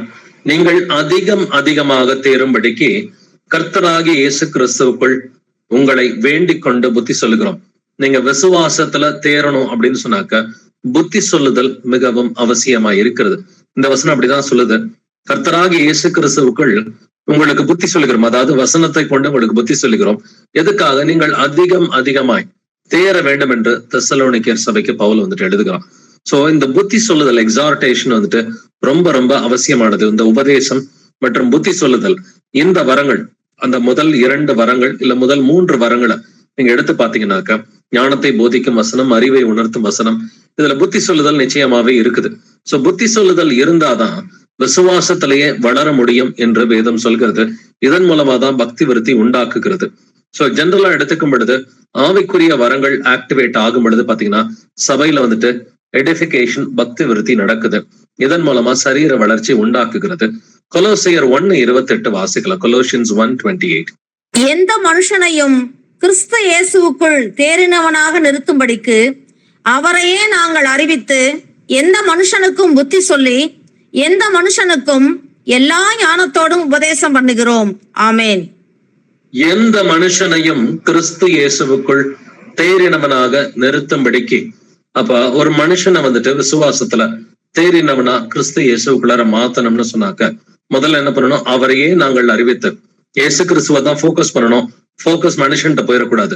எந்த மனுஷனுக்கும் புத்தி சொல்லி என்று வேதம் சொல்கிறது. சோ இயேசு கிறிஸ்துவ போக்கஸ் பண்ணி புத்தி சொல்லணும். இந்த ரெண்டு காரியம் கரெக்டா நடந்துச்சுன்னு சொன்னாக்க எந்த மனுஷனும் இயேசு கிறிஸ்துவுக்குள்ளார தேர முடியும். சோ அப்ப இயேசு கிறிஸ்துவ போக்கஸ் பண்ற பிள்ளைகளா நம்ம இருக்கிறோமா? ஒவ்வொரு காரியத்திலும் தன்னை முன்னிலைப்படுத்தாம. ஒரு சிலர் பாத்தீங்கன்னா தன்னை அட்வர்டைஸ் பண்ணிக்கிட்டே இருப்பாங்க, தன்னுடைய காரியத்தை அட்வர்டைஸ் பண்ணிக்கிட்டே இருப்பாங்க. நம்மள மார்க்கெட்டிங் பண்றது, நம்மள வந்துட்டு அட்வர்டைஸ் பண்றது வந்துட்டு இது சுவிசேஷம் அல்ல. கர்த்தருடைய பிள்ளைகள் நார்மலா இப்படி இருக்க மாட்டாங்க. கள்ள சபைகள் என்ன பண்ணுவாங்கன்னு சொன்னாக்க ஒண்ணுமே இல்லாட்டியும் நாங்க தான் இதை பண்ணணும் அப்படின்ற மாதிரி ஒரு மனுஷனை வந்துட்டு முன்னிலைப்படுத்துவாங்க. குறிப்பா வந்துட்டு ஒரு போதிக்கிற சகோதரனை அவங்க முன்னிலைப்படுத்துவாங்க. நாம வந்துட்டு அப்படி இல்லை, இது கர்த்தரால் நடந்தது, இது கர்த்தருடைய பிள்ளைகளால் நடந்தது அப்படின்னு சொல்லி கர்த்தருடைய நாமத்திற்கு மகிமையை செலுத்துகிற பிள்ளைகளா இருக்கிறோம். அப்படின்னாக்க எந்த மனுஷனையும் கிறிஸ்து இயேசுவுக்குள் தேறினவனா நிறுத்தணும்னு சொன்னாக்க நம்ம என்ன பண்ணணும், நாம் அவரையே அறிவிக்க வேண்டும். எந்த மனுஷனுக்கும் அவரை கொண்டு அவருடைய வசனத்தை கொண்டு புத்தி சொல்ல வேண்டும். எப்படி நீங்க இயேசு கிறிஸ்துவ போக்கஸ் பண்ணி நீங்க புத்தி சொன்னீங்கன்னு சொன்னாக்க எந்த மனுஷனையும் தேறினவனா கர்த்தர் முன்னாடி நீங்க நிப்பாட்ட முடியுங்க. தொடர்ந்து வாசிக்கலாம். அப்போஸ்தலர் 14:22, ஆக்ட்ஸ் 14:22. சீஷருடைய மனதை திடப்படுத்தி விசுவாசத்திலே நிலைத்திருக்கும்படி அவர்களுக்கு புத்தி சொல்லி நாம் அநேக உபத்திரவங்களின் வழியாய் தேவனுடைய ராஜ்யத்தில் பிரவேசிக்க வேண்டும் என்று சொன்னார்கள். ஆமென். சீஷருடைய மனதை திடப்படுத்தி விசுவாசத்திலே நிலைத்திருக்கும்படி அவர்களுக்கு புத்தி சொல்லி. சோ புத்தி சொல்லுதல் இங்க எதுக்காக புத்தி சொன்னாங்க? விசுவாசத்தில் நிலைத்திருப்பதற்காக அவர்களுக்கு புத்தி சொன்னார்கள். சோ அடிப்படையில விசுவாசம் இருக்குது, அந்த விசுவாசத்தை வந்துட்டு உறுதியாக்கணும். அந்த விசுவாசத்தில் சீஷர்களை நிலைப்படுத்தணும்னு சொன்னாக்க இதற்கு புத்தி சொல்லுதல் அவசியமா இருக்கிறது. இப்படி புத்தி சொல்லி நாம் அநேக உபத்திரங்களின் வழியாய் தேவனுடைய ராஜ்யத்தில் பிரவேசிக்க வேண்டும் என்று சொன்னார்கள். சோ இந்த புத்தி சொல்லுதல், the word of exhortation, இது சபையில அடிப்படையான ஒரு வரமாக இருக்கிறது. இந்த வரத்தை சகோதரர்கள் சகோதரிகள் வந்துட்டு இதை புரிந்து கொள்ளும் பொழுது பாத்தீங்கன்னாக்க சபைகள் பக்தி விருத்தி அடையும். சோ இப்போ ஒவ்வொரு சபையிலையும் நாம் ஒவ்வொருவரும் நம்முடைய கடமையை நாம் உணர வேண்டும் என்பதை நம்ம புரிஞ்சுக்கணும். நம்முடைய கடமையை நம்ம உணரலைன்னு சொன்னாக்க நம்மளால வந்துட்டு நம்ம சபைக்கு பிரயோஜனமா இருக்க முடியாது. சோ நேற்று ஏற்கனவே சொன்னபடி இந்த மதுரை மீட்டிங்ல வந்துட்டு ஒவ்வொரு சகோதரனும் ஒவ்வொரு சகோதரியும் அவங்களுடைய கடமையை வந்துட்டு உணர்ந்துகிட்டாங்க. குறிப்பா நேற்று வந்துட்டு பாத்தீங்கன்னாக்க நிறைய சகோதரர்கள் வந்திருந்தாங்க. பட் சகோதரிகளை வந்துட்டு பார்த்தா வசனம் வாசிக்கிறதுக்காக அந்த சகோதரிகளை தேடிக்கிட்டு இருந்தோம், அநேகரை வந்துட்டு கண்டுபிடிக்க முடியல. பட் ஒரு சகோதரி அங்க வந்துட்டு வந்திருந்தாங்க. நான் வந்துட்டு வரேன், அவங்களுக்கு நிறைய தடைகள் வந்துட்டு இருந்தாலும் அந்த தடைகள் எல்லாம் கர்த்தருடைய கிருபையோட மீறி நேற்று வசனம் வாசிக்கிறதுக்கு வந்திருந்தாங்க. சோ அடிப்படையில ஒவ்வொரு அவையமும் தன்னுடைய கடமையை உணர்ந்துக்கிறாங்க. சோ நேத்து அந்த சகோதரி வந்துட்டு அந்த கடமையை அவங்களுடைய கடமையை உணர்ந்துகிட்டதுனால சபையானது பக்தி விருத்தி அடைந்தது. சோ அவங்க தன்னுடைய பார்ட்டை வந்துட்டு அழகா வந்துட்டு பிளே பண்ணாங்க. சோ இப்படி ஒவ்வொரு சகோதரனும் நேத்து சமையல் செய்தவர்களா இருக்கட்டும், இல்ல அந்த பார்வை இல்லாதவங்களை கைப்பிடிச்சு கொண்டு போய் வந்துட்டு அங்க மேல படியில ஏத்தி உட்கார வைத்தவர்களா இருக்கட்டும், அவங்களுக்கு தண்ணி பாட்டில் கொடுத்தவங்களா இருக்கட்டும், இல்ல டீ கொடுத்தவங்க, பிஸ்கட் கொடுத்தவங்க, சாப்பாடு வந்துட்டு பரிமாறினவங்க வந்துட்டு, சோ எவ்வளவோ வேலைகள், கடைக்கு போய் ஜாமான் வாங்கிட்டு வந்தவங்க, இதற்காக வந்துட்டு பண உதவிகள் ஒரு சிலர் செஞ்சாங்க. ஒவ்வொருத்தரும் தன்னுடைய கடமையை உணர்ந்தவர்களா இருந்தாங்க. சோ இது ஒரு மனுஷனால் ஆச்சு அப்படின்னு சொல்லிட முடியாது. ஆனா அதே வந்துட்டு அந்த பைபிள் பவனுக்கு நாங்கள் சென்ற பொழுது ஐயா ஐயான்னு சொல்லி ஒரு மனுஷனை வந்துட்டு அந்த வளாகத்துல இருக்கிறவங்க எல்லாம் அந்த கேம்பஸ்ல முன்னிலைப்படுத்திக்கிட்டு இருந்தாங்க. ஒரு மனுஷனை போக்கஸ் பண்ணி அவங்க எல்லாருமே அந்த கட்டிட சபையில அந்த காணிக்கை சபையில வந்துட்டு ஒரு மனுஷனை போக்கஸ் பண்ணிக்கிட்டு இருந்தாங்க. பட் இங்க வந்துட்டு பாத்தீங்கன்னாக்க இங்க கர்த்தருடைய பிள்ளைகள் இயேசு கிறிஸ்து ஒருவரை மாத்திரமே போக்கஸ் பண்ணி வந்துட்டு சோ அவருடைய நாமத்திற்கு மகிமையை செலுத்தும்படி, நம்முடைய கர்த்தராகிய இயேசு கிறிஸ்துவின் நாமத்திற்கு மகிமையை செலுத்தும்படி இவன் அந்த கட்டிட சபையாரே 60 வருஷமா இருக்கிற அந்த கட்டிட சபையாரே ஆச்சரியப்படும் வகையில வந்துட்டு இத அற்புதமா வந்துட்டு கர்த்தர் நடத்தி கொடுத்தார். அப்ப இதற்கு அடிப்படையில வந்துட்டு ஒவ்வொரு அவயமும் தன்னுடைய கடமையை வந்துட்டு உணர்ந்துக்கணும். ஒவ்வொரு அவயமும் தன்னுடைய கடமையை வந்துட்டு உணர்ந்துக்கும் பொழுது ஒவ்வொரு சகோதரனும் ஒவ்வொரு சகோதரியும் தன்னுடைய கடமையை வந்துட்டு உணரும் பொழுது பாத்தீங்கன்னாக்க சபையானது பக்தி விருத்தி அடைகிறது. சபையானது சரீர வளர்ச்சியில வந்துட்டு வளருகிறது. விசுவாசத்திலும் எண்ணிக்கையிலும் நம்ம நிச்சயமா வளர முடியும். தொடர்ந்து வாசிக்கலாம். 2 கொரிந்தியர் 5-ம் அதிகாரம் 11-ம் வசனம். 2 Corinthians 5:11. ஆகையால் கர்த்தருக்கு பயப்படத்தக்கதென்று அறிந்து மனுஷருக்கு புத்தி சொல்கிறோம், தேவனுக்கு முன்பாக வெளியரங்கமாய் இருக்கிறோம், உங்கள் மனசாட்சிக்கும் வெளியரங்கமாய் இருக்கிறோம் என்று நம்புகிறேன். ஆமென். ஆமென். ஆகையால் கர்த்தருக்கு பயப்படத்தக்கதென்று அறிந்து மனுஷருக்கு புத்தி சொல்லுகிறோம். அப்ப மனுஷருக்கு புத்தி சொல்லும் பொழுது கர்த்தருக்கு பயப்படுகிற பயம் நமக்குள் வளரும். கர்த்தருக்கு பயப்படுகிற பயம் நமக்குள் இருக்கும் பொழுது பாத்தீங்கன்னாக்க நம்ம நல்லா நிச்சயமா பரிசுத்தமா கர்த்தருக்கு கீழ்ப்படிய முடியும். ஏன்னா 2 கொரிந்தியர் 7ஆம் அதிகாரம் 1 வசனத்துல நம்ம பரிசுத்தமாகுதலை தெய்வ பயத்தோட பூரணப்படுத்த முடியும்னு சொல்லி வேதம் சொல்கிறது. சோ பரிசுத்தமாகுதல் நமக்கு பூரணமா கிடைக்கும் எப்பொழுது தெய்வ பயம் இருக்கும் பொழுது. அப்ப கர்த்தருக்கு பயப்படத்தக்கதென்று அறிந்து மனுஷருக்கு புத்தி சொல்கிறோம். சோ இந்த புத்தி சொல்லுதல் நீங்க யாருக்கு வேணா நீங்க புத்தி சொல்ல முடியும். இயேசு கிறிஸ்துவ போக்கஸ் பண்ணி அவருடைய வசனங்களை போக்கஸ் பண்ணி நீங்க யாருக்கு வேணா புத்தி சொல்ல முடியும். ஒரு சகோதரி ஒரு சகோதரிக்கு நீங்க புத்தி சொல்லலாம். ஒரு சகோதரன் ஒரு சகோதரனுக்கு நீங்க 1:1 யாருக்கு வேணா புத்தி சொல்லலாம். நான் சபை கூடுதல்ல இது ஒரு பேசிக்கான காம்பனண்டா, இது ஒரு அடிப்படையான காம்பனண்டா இருக்குது. சபைகள் பக்தி விருத்தி அடையணும், சபைகள் விசுவாசத்துல வளரணும், எண்ணிக்கையில வளரணும்னு சொன்னா இந்த புத்தி சொல்லுதல் ரொம்பவும் அவசியமா இருக்கிறது. தொடர்ந்து வாசிக்கலாம் 2 கொரிந்தியர் 5ஆம் அதிகாரம் 20ஆம் வசனம். 2 Corinthians 5:20.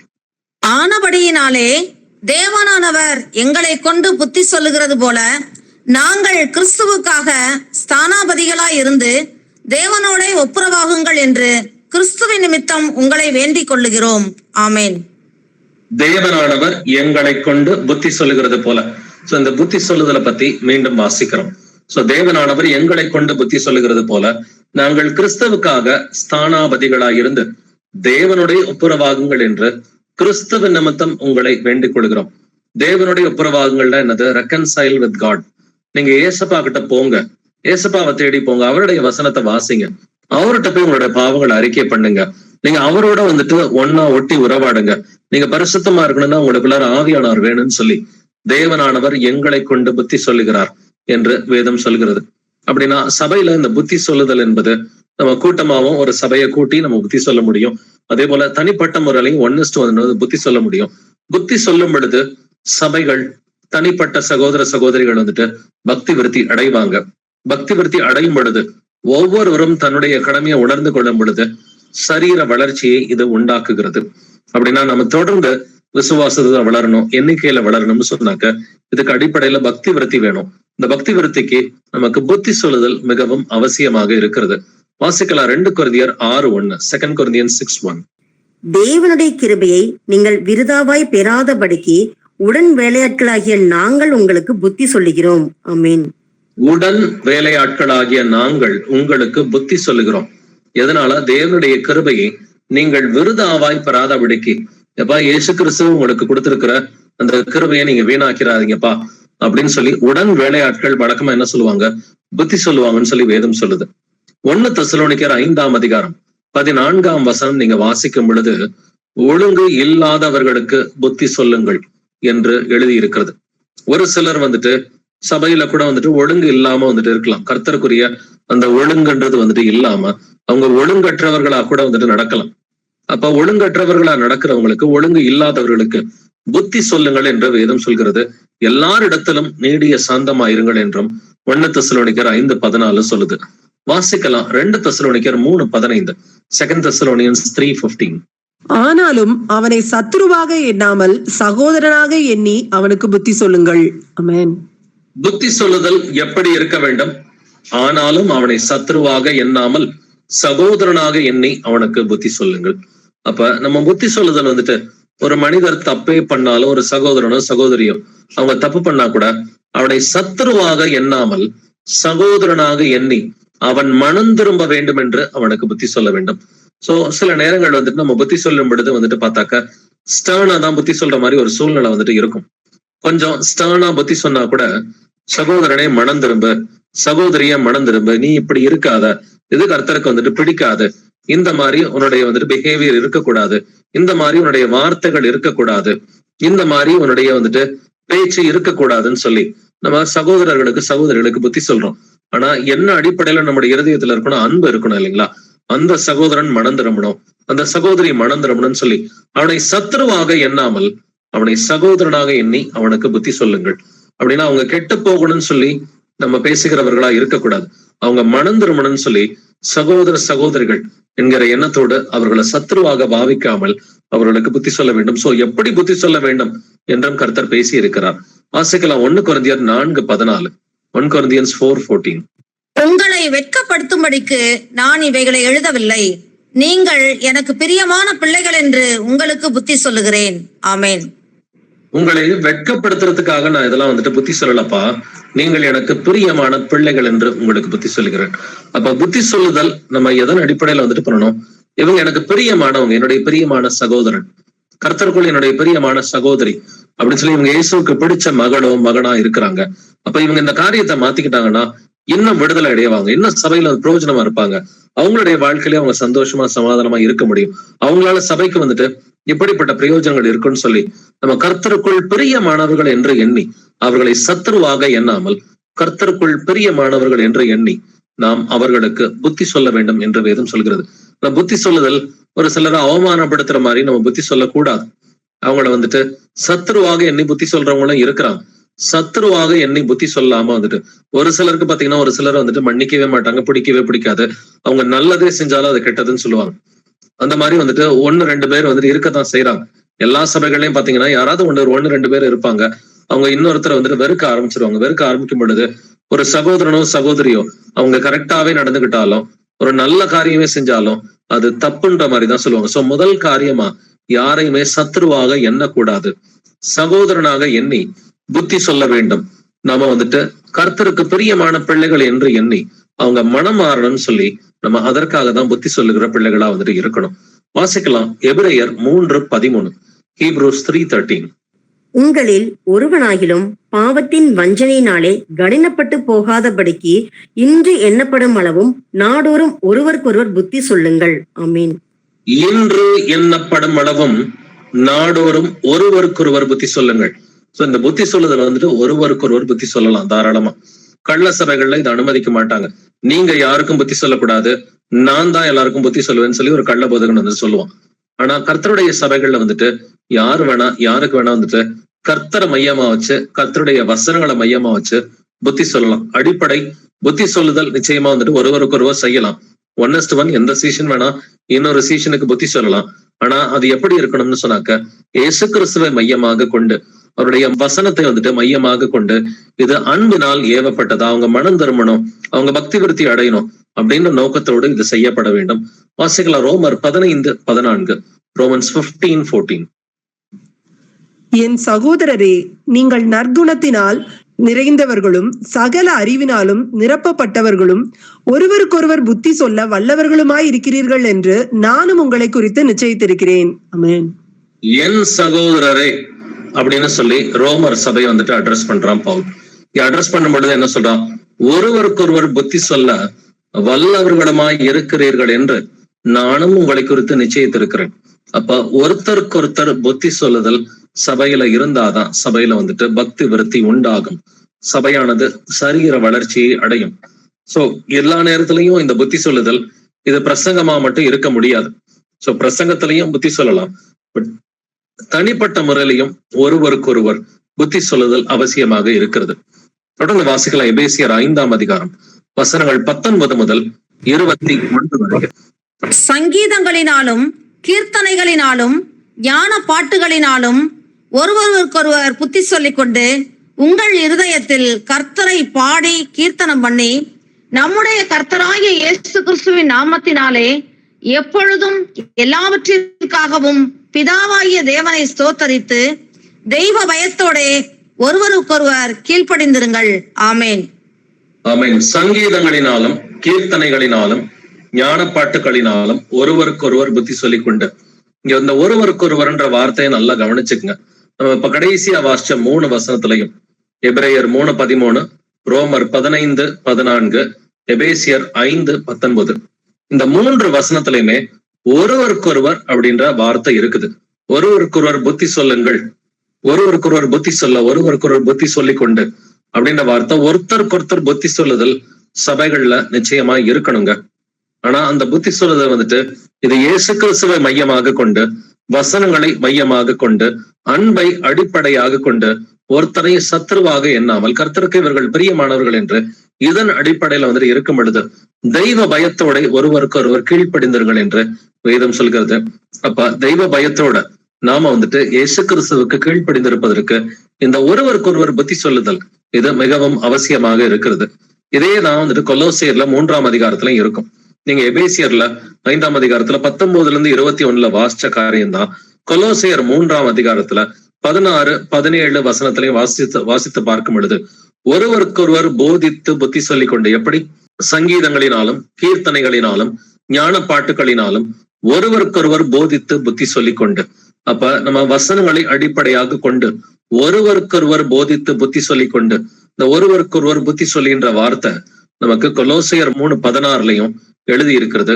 இதே மாதிரிதான் வந்துட்டு எபிரேயர் 10:24, 25 சபை கூடுதலுக்கான வசனமும் நமக்கு தெரியும். மேலும் அன்புக்கும் நற்கரிகளுக்கும் நாம் ஏவப்படும்படி ஒருவரை ஒருவர் கவனித்து, அதே போல 25வது வசனத்துல ஒருவருக்கொருவர் புத்தி சொல்ல கடவோம் என்று எழுதி இருக்கிறது. சோ இப்ப வாசித்த எல்லா வசனங்களையும் பாத்தீங்கன்னா ஒருவருக்கொருவர் புத்தி சொல்லுதல் இது சபையில வந்துட்டு ஒரு முக்கியமான விஷயமா இருக்கிறது. ஏதோ சபையில வந்துட்டு ஒரு மூப்பர் மட்டும்தான் எல்லாருக்கும் புத்தி சொல்லணும் அப்படின்ற அவசியம் இல்ல. அவர்களும் உபதேசத்தின் போது புத்தி சொல்ல முடியும். பட் ஒருவருக்கொருவர் சீஷர்கள் மற்ற சீஷர்களுக்கு ஒருவருக்கொருவர் அன்பு நிமித்தமா இயேசு கிறிஸ்துவ போக்கஸ் பண்ணி வசனத்தை போக்கஸ் பண்ணி நம்ம புத்தி சொல்ல முடியும். இதற்கு அடிப்படை அன்பாக இருக்க வேண்டும். வாசிக்கலாம் 1 பேதுரு 4:10, 1 Peter 4:10.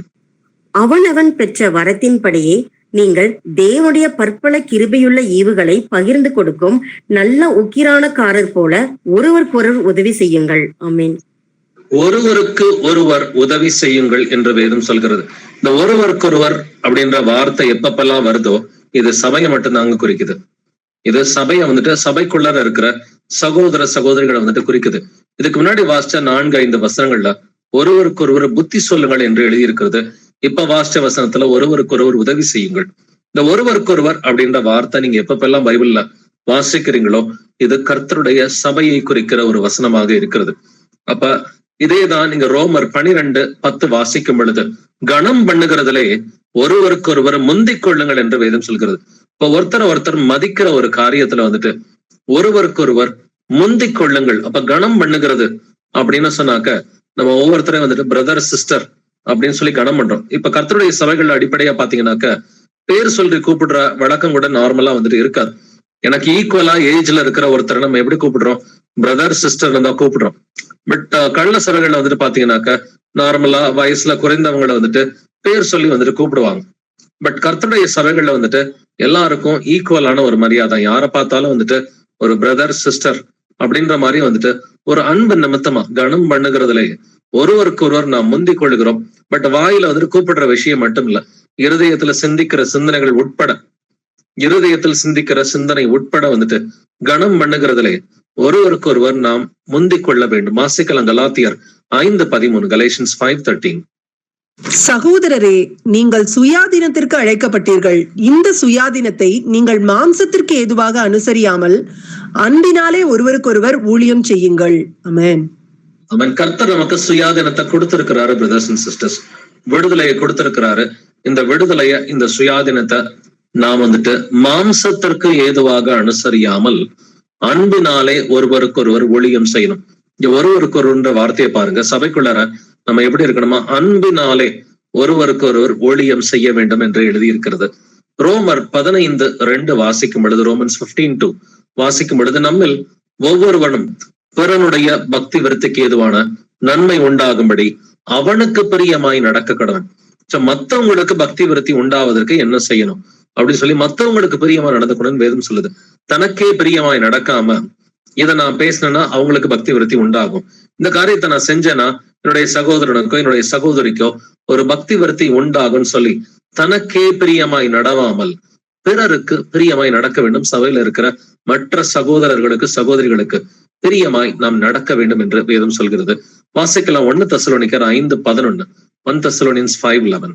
ஆகையால் நீங்கள் செய்து வருகிறபடியே ஒருவரை ஒருவர் தேற்றி ஒருவருக்கொருவர் பக்தி விருத்தி உண்டாகும்படி செய்யுங்கள்.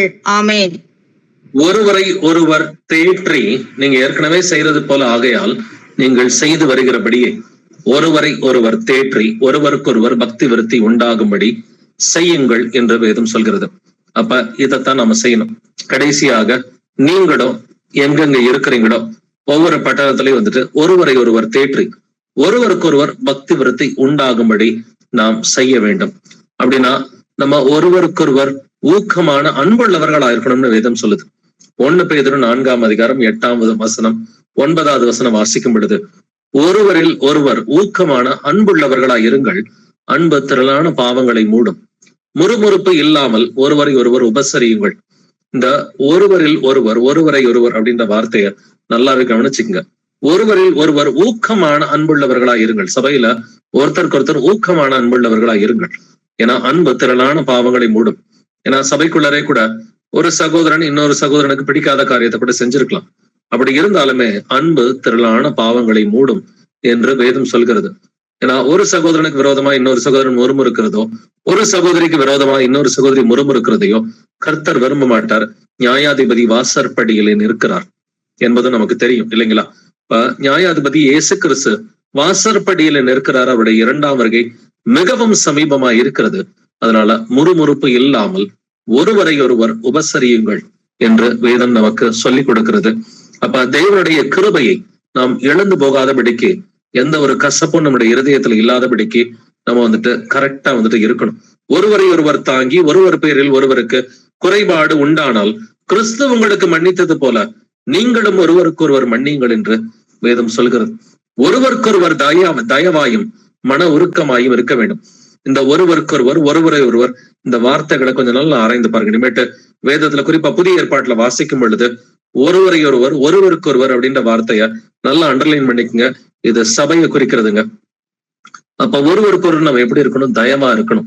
சபைக்குள்ளார ஒருத்தர் ஒருத்தர்ட்ட தயவா நடந்துக்குங்க, மன உருக்கமா இருங்கன்னு சொல்லி வேதம் சொல்கிறது வந்துட்டு. அப்படின்னாக்க நம்ம சகோதரரை ஒருவருக்கொருவர் விரோதமாய் பேசாதிருங்கள் என்றும் எழுதி இருக்கிறது. சோ யாக்கோபு 4ஆம் அதிகாரம் 11, 12 வசனங்கள்ல சகோதரரை சபைக்குள்ளார ஒரு சகோதரன் இன்னொரு சகோதரனுக்கு விரோதமாக, ஒரு சகோதரி இன்னொரு சகோதரிக்கு விரோதமாக பேசாதிருங்கள் என்று வேதம் சொல்கிறது வந்துட்டு. ஏன்னாக்க நீங்க வந்துட்டு அப்படி பேசுனீங்கன்னு சொன்னாக்க கர்த்தரையே குற்றப்படுத்துறீங்க, மற்றவனை குற்றப்படுத்துறதுக்கு நீ யார் என்று வேதம் சொல்கிறது. அப்படின்னா நம்ம ஒருவருக்கொருவர் முறையிடாமல், இயேசு கிறிஸ்து வாசற்படியில நிக்கிறதுனால, நியாயாதிபதி வாசற்படியிலே நிற்கிறதுனால வந்துட்டு நம்ம ஒருவருக்கொருவர் பக்தி விருத்தி உண்டாகிற மாதிரிதான் வந்துட்டு பேசணும். உங்கள் குற்றங்களை ஒருவருக்கொருவர் அறிக்கையிட்டு என்றும் வேதம் சொல்கிறது. ஒருவருக்காக ஒருவர் ஜெபம் பண்ணுங்கள் என்றும் யாக்கோபு 5:16 சொல்லுது. இப்ப ஏதாவது கர்த்தர் நம்மள அறிக்கை பண்ண சொன்னார்னாக்க நம்ம யாருக்கு விரோதமா பாவம் செஞ்சோமோ அவங்கள்ட்ட போய் என்ன மன்னிச்சிருப்பா அப்படின்னு சொல்லி தாராளமா வந்துட்டு கேட்க முடியும். சோ அடிப்படையில சபையானது பக்தி விருத்தி அடையணும், சபையானது வளர வேண்டும் என்றால் நம்ம ஒருவருக்கு ஒருவர் புத்தி சொல்லுதல் இது மிகவும் அவசியமாய் இருக்கிறது.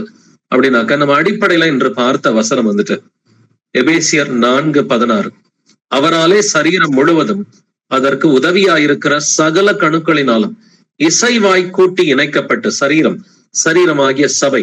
அந்த சரீரத்துல நாம் எல்லோருமே ஒவ்வொரு சகோதரனும் ஒவ்வொரு சகோதரியும் அவயமா நம்ம மெம்பர்ஸா வந்துட்டு இருக்கிறோம். முதல்ல இசைவாய் கூட்டி இணைக்கப்படணும், கனெக்ட் ஆகணும். எப்படி இசைவாய் கனெக்ட் ஆகணும்? சுய லாபத்திற்காக அல்ல, இசைவாக கர்த்தருக்காக கனெக்ட் ஆகணும். இப்படி கனெக்ட் ஆன பிறகு ஒவ்வொரு அவயமும் தன் அளவுக்கு தக்கதாய் கிரியை செய்கிறபடி ஒவ்வொருத்தருக்கும் ஒரு கிருபையை கர்த்தர் கொடுத்திருக்கிறாரு, ஒரு வரத்தை கர்த்தர் கொடுத்திருக்கிறாரு. அந்த கிருபை வரத்தை நாம் உணர வேண்டும். அதன் அளவுன்னு சொல்லி ஒன்று இருக்குது. ஏன்னா கிருபையின் மேல் கிருபை பற்றும். தொடர்ந்து கீழ்படிஞ்சாக்க ஒரு சிலர் நல்லா அதிகமா வந்துட்டு சபையில பிரயோஜனமா இருப்பாங்க, ஒரு சிலர் கொஞ்சம் அளவு கம்மியா இருக்கும். பட் அது வந்து தப்பு இல்ல. ஒவ்வொருத்தருடைய அளவு வந்துட்டு ஒவ்வொரு மாதிரி. ஏன்னா அதிகமா கீழ்படிஞ்சா அதிகமா கிருபையை கர்த்தர் கொடுப்பார். இந்த கிருபையை கொடுக்கறது கர்த்தர் மட்டும்தான் இல்லைங்களா? ஏன்னா கிருபையின் மேல் கிருபை பற்றும். டக்குன்னு நம்ம கீழ்படிச்சுக்கிட்டே இருந்தோம்னு சொன்னாக்க அதிகமான கிருபையை அளிக்கிறாரே என்று வேதம் சொல்கிறது. அப்ப தன் அளவுக்கு தக்கதாய் கிரியை செய்கிறபடியே அது அன்பினாலே தனக்கு பக்தி விருத்தி உண்டாக்குகிறதற்கு ஏதுவாக சரீர வளர்ச்சியை உண்டாக்குகிறது. அப்ப அன்பினாலதான் பக்தி விருத்தி உண்டாகும்.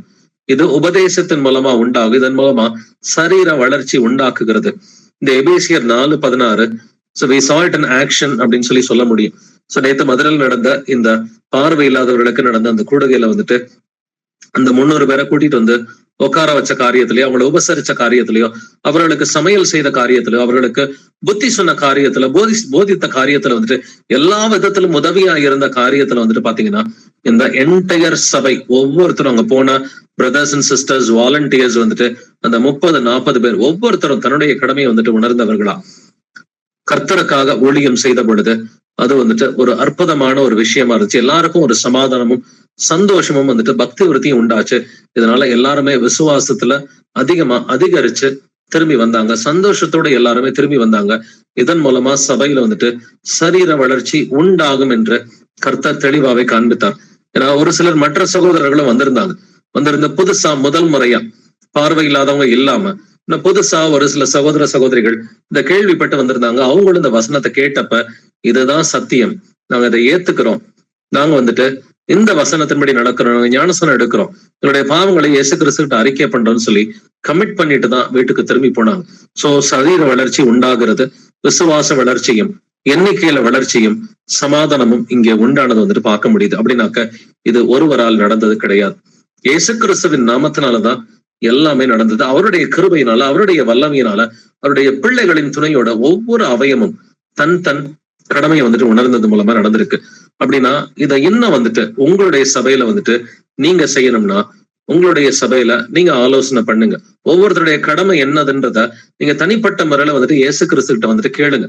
ஆண்டவரே நான் என்ன செய்யணும் அப்படின்ற விஷயத்த நமது கர்த்தராகி இயேசு கிறிஸ்துகிட்ட நீங்க கேட்டு உங்களுக்கான அந்த பக்தி விருத்திக்கு உண்டான அந்த ஒரு கடமை என்னது, உங்களுக்கு என்ன வரத்தை கர்த்தர் கொடுத்திருக்கிறாரு, அந்த வரத்தை எப்படி ஆக்டிவேட் பண்றது, அந்த ஆவிக்குரிய வரங்களை வந்துட்டு நீங்கள் நாடும்படி வளரும்படி நீங்கள் நாடுங்கள் என்று வேதம் சொல்கிறது.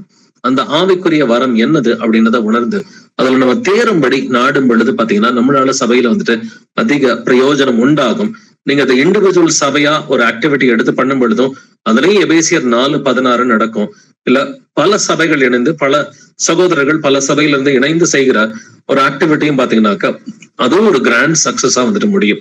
சோ இந்த எபேசியர் 4:16 வந்துட்டு நம்ம நல்லா மனதில் வைத்துக்கொண்டு ஆண்டவரே உங்களுக்கு உதவி செய்யுங்க, நாங்க ஒவ்வொருத்தரும் வந்துட்டு ஆக்டிவேட் ஆகணும். இங்க இருக்கிற 10 குடும்பங்களோ இல்ல 20 குடும்பங்களோ 5 குடும்பங்களோ 3 குடும்பங்களோ இல்ல 2 குடும்பங்களோ இல்ல 20 குடும்பங்களோ எதுவா இருந்தாலும் எல்லா குடும்பத்துல இருக்கிற ஒவ்வொரு சகோதரனையும் ஒவ்வொரு சகோதரியும் சிறு பிள்ளைகள் உள்பட வந்துட்டு ஆண்டவரே நீங்க எங்களுக்கு கொடுத்திருக்கிற கடமையை நாங்க உணரணும். ஆண்டவரே அத உணர்ந்த பிள்ளைகளா, நீங்க எங்களுக்கு கொடுத்திருக்கிற வரத்தை நாங்கள் உணர்ந்த பிள்ளைகளா பக்தி விருத்தி சபைகள் அடைவதற்கு நாங்க என்ன செய்யணும்ன்றத எங்களுக்கு சொல்லிக் கொடுங்கப்பா அப்படின்னு கர்த்தர்ட்ட கேட்டு அந்த ஆவிக்குரிய வரங்களை பெற்றுக்கொண்டு அதை என்னன்றதை உணர்ந்து அதுல வந்துட்டு வளரும்படி நம்ம நாடும் பொழுது பாத்தீங்கன்னா உங்களுடைய சபை மட்டும் இல்ல உங்களால மற்ற சபைகளும் பக்தி விருத்தி அடையும் என்று வேதம் சொல்கிறது.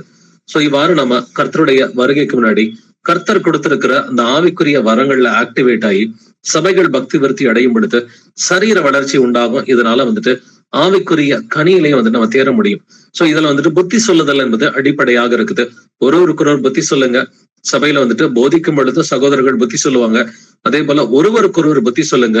இதை அன்பு நிமித்தமா வந்துட்டு ஒருவனை சத்ருவாக எண்ணாமல் அன்பு நிமித்தமா மனம் திரும்பணும், அவங்க இன்னும் வந்துட்டு விசுவாசத்துல வளரணும் அப்படின்னு சொல்லி ஒருவருக்கொருவர் நம்ம புத்தி சொல்லும் பொழுது ஒவ்வொருத்தரும் பக்தி விருத்தி அடைய முடியும். ஒவ்வொரு சபையும் பக்தி விருத்தி அடைந்து எல்லாருமே சரீர வளர்ச்சியை அடைய முடியும் என்று இயேசு கிறிஸ்துவின் நாமத்தினால் உங்களை நான் வாழ்த்துகிறேன். நம்ம தொடர்ந்து இவ்வாறு வந்துட்டு கர்த்தருடைய வருகை மட்டும் ஒவ்வொருத்தரும் வந்துட்டு நம்ம பக்தி விருத்தி அடையிற வகையில நம்ம எல்லாருமே இம்ப்ரூவ் ஆகணும்னு சொல்லி இன்றைக்கான பைபிள் ஸ்டடியை நிறைவு செய்யலாம். Praise Lord brothers and sisters.